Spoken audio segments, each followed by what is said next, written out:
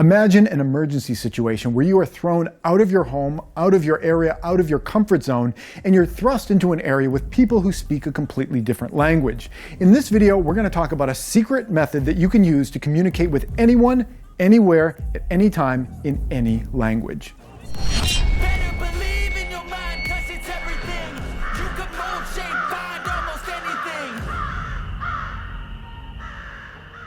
Hey everybody, this is Praxis. Now there's an old saying that goes, if it sounds too good to be true, it probably is. And I hate to let you down, but the new secret method that we're talking about communicating with people in other languages, is just learning a new effing language. It's as simple as that. And I know I'm going to lose most of the people who just wanted like a quick 30-second hack kind of video. But in this video, I want to talk about the value of learning another language and specifically a really, really great tool, a specifically new tool that I've been using for the past 188 days, which is better than any tool that I've ever used in the past. And it's absolutely free. So it's why not give it a try?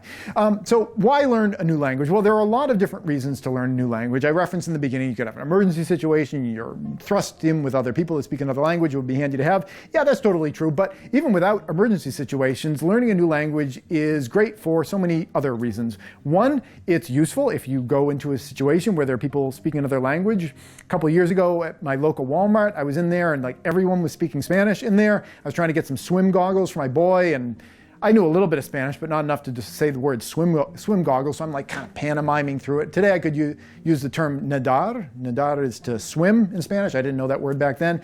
I don't know the word goggles yet. But being able to interact with people in a situation like that, it's just handy to have it in your back pocket. In addition to that, learning a new language opens up the ability to interact with other people that you might enjoy interacting with. There might be people out there that are like your perfect, kind of temperamental kind of match, all sorts of similar interests, and the only thing that holds you guys apart is that you had a different birth language. Learning a new language could unlock a totally awesome new best friend.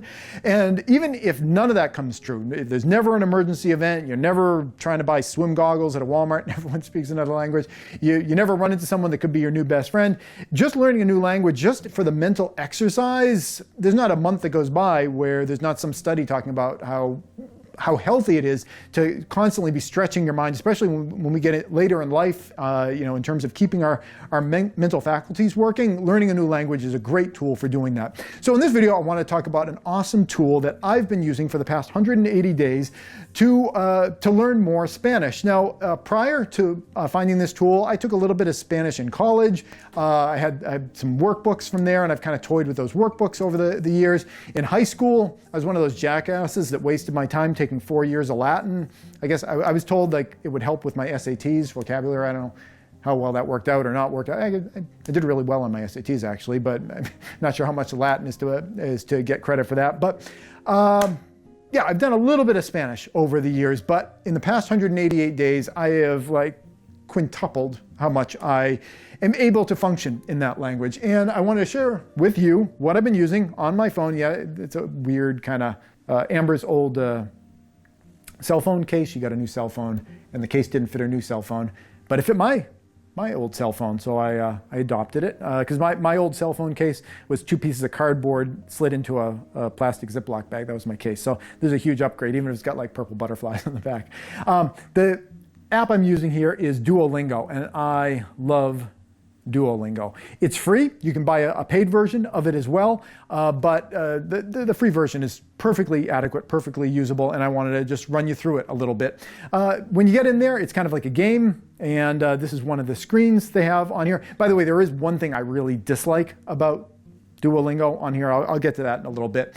But generally, I think it's wonderful, and it's been super helpful. You've got this little cartoon character here, and he's saying something. Let's hear what he has to say. Yo te ayudo con la comida. Yo te ayuda con la comida. And what they're asking me to do is translate that into English. Obviously, when you start, it starts at a much more basic level. This is just where I am at this point. Yo te ayudo is I help you.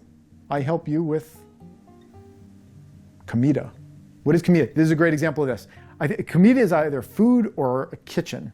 No, kitchen's coquina. I think. Or is that the frog? Let's see. This is one of the things I really like about this. In a book, when you're learning, you forget a word, you gotta like pull out a dictionary and figure out. Here, you just tap it and it'll tell you what it is. Okay, comida was food. I will help you with the food. Is that what he's saying? We've got some English words here. I am helping you with the food. That's my guess about what that sentence says. Yo te ayuda con la comida. Let's check it. All right, I guess that one correctly. This is a new unit for me, so a lot of this stuff is kind of new.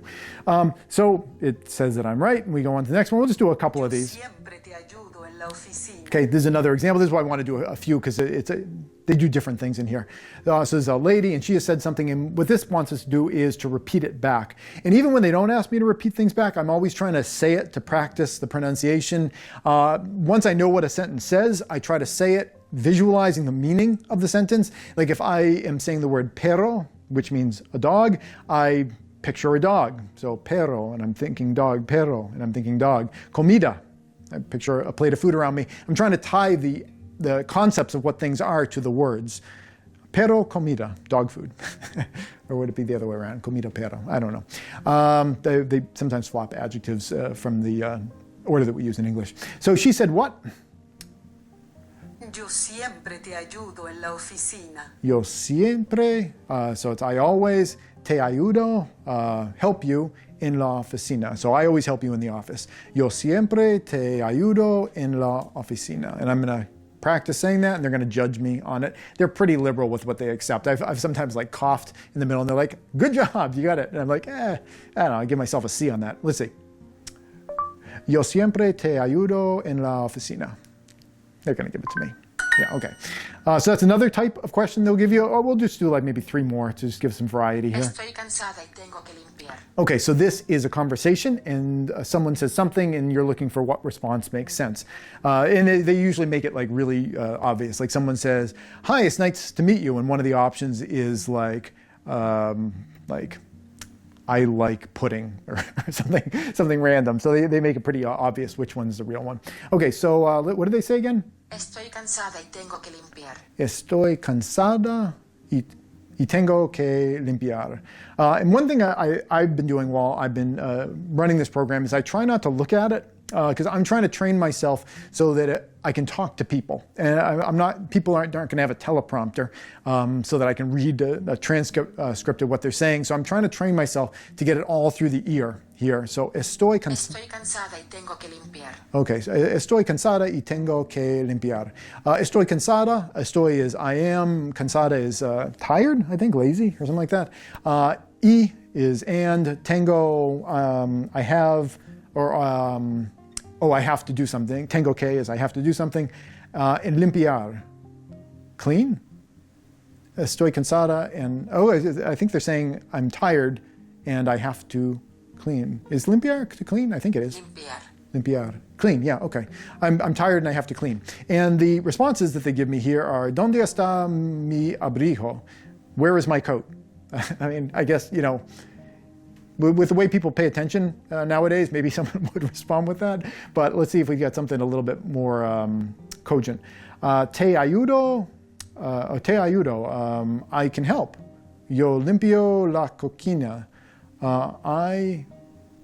I'm cleaning the kitchen, I think. Cocina, we said that earlier. Cocina was kitchen. When I was thinking comida was food, cocina is kitchen. So that's the one that makes sense. It's like, I helped, I cleaned the kitchen, right? Check. I'll help you, I'll clean the kitchen. So I had my tenses a little bit wrong. I had present tense, they were talking about future tense. Still learning all that kind of stuff. Let's do one more, and then I'll talk about what I really don't like about this program. Me gusta mucho este curso. Me gusta mucho, I like something a lot. Este, this, curso, that's a new word for me. I don't know curso. Do you know curso? Tell me, write in the comments below if you already know curso, C-U-R-S-O. I really like this. Me gusta mucho este curso. I'm just going to ask them, what does it mean? It feels a little like cheating, but I do it anyway when I don't know. Curso. Curso, okay. Curso is a course, a class, or a grade.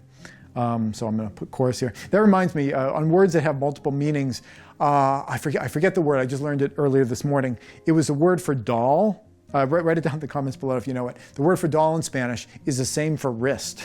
And I was just like, what a weird kind of, I know we got like baseball bat, and you've got like a bat, and then it's also an animal. I mean, totally unrelated things. But it's just kind of funny. It's like, did she just ask for her doll or her wrist? I don't know. Okay, so I really like this course. Me gusta mucho este curso. And I'm, again, trying to repeat the words while I visualize the meaning. Check. I'm sure that's right. Okay, so let's talk a little bit about the one thing I don't like about Duolingo. And it seems like it's a small thing, and it might seem like it's a really bigoted thing. I know I have a big reputation for being a bigot here on my channel.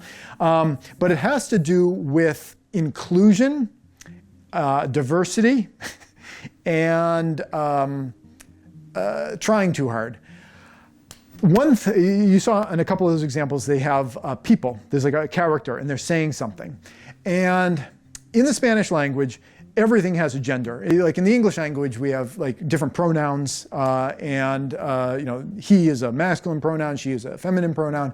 You know, so we kind of do that. But in Spanish, everything has a gender. It's like, you know, a teacup has a gender, a tree has a gender. Different objects all have genders. So it's important to get the genders of things proper. And when you are even adjectives get a gender. If you were talking about like a blonde woman. The word for blonde is rubio or rubia. Rubio is blonde, a blonde male. An hombre rubia would be a blonde guy. And mujer rubia would be a blonde woman. So you have to get the adjectives to have the right gender attached to them. So gender is really important. You know, otherwise you're just going to come off sounding like kind of like an idiot, like, you know, mixing everything up all over the place. So it's important to get that right. And one thing that this program does to sabotage you is what it's trying to do for inclusion and diversity. And that is the characters they have in the game. 80% of the time when it's a male character, he has a boyfriend or he has a husband or something like that.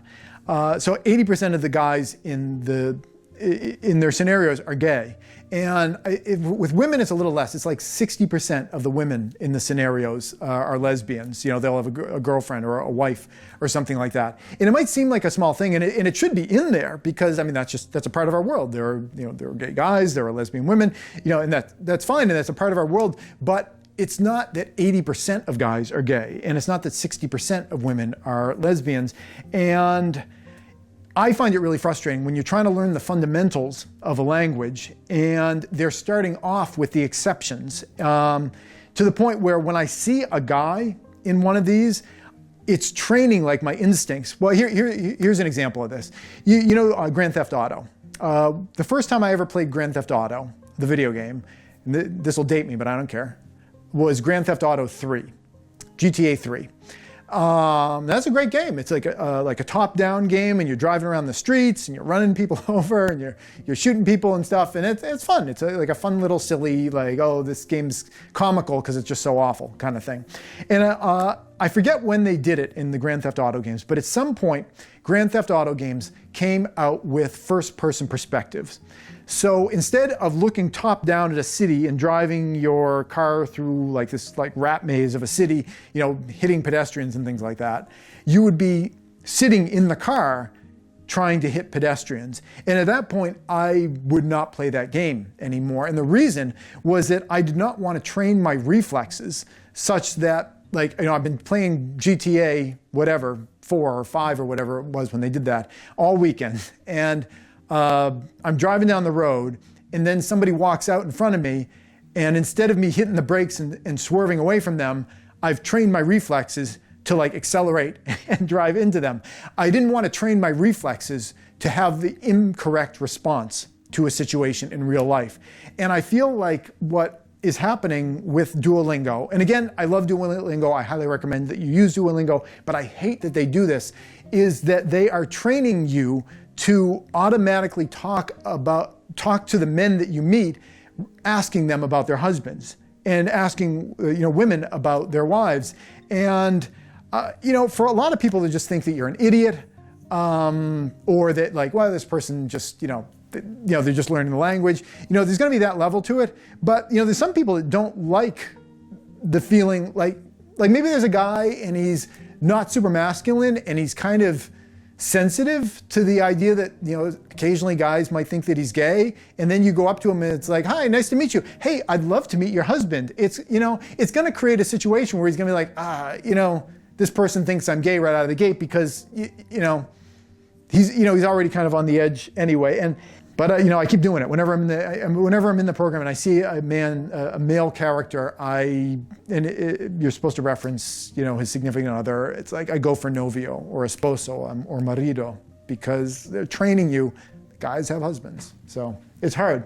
I'm sure I'll get over it, but it's just what bugs me is just that the program's so perfect otherwise. That's it. I've beat that dead horse well enough. I'd highly recommend it. They have a paid version, but I wouldn't recommend you necessarily have to use that. I've never used it. I think the free version is just absolutely fine and absolutely wonderful, except for that one thing. That's it. Thanks for watching. I hope you found this helpful. Oh, adios. Hasta luego. Buenas tardes. Do I know any other goodbyes? No, not really. I'm just starting. Thanks for watching. Hey YouTube preppers, if you enjoyed this video, here's another that I think you might like. But before you click on it, I wanted to take a moment to thank all the people you see on the right-hand side of your screen. They help to support all the work that I do here over at patreon.com. If you'd like to join them and get your name added to the list, the link's below.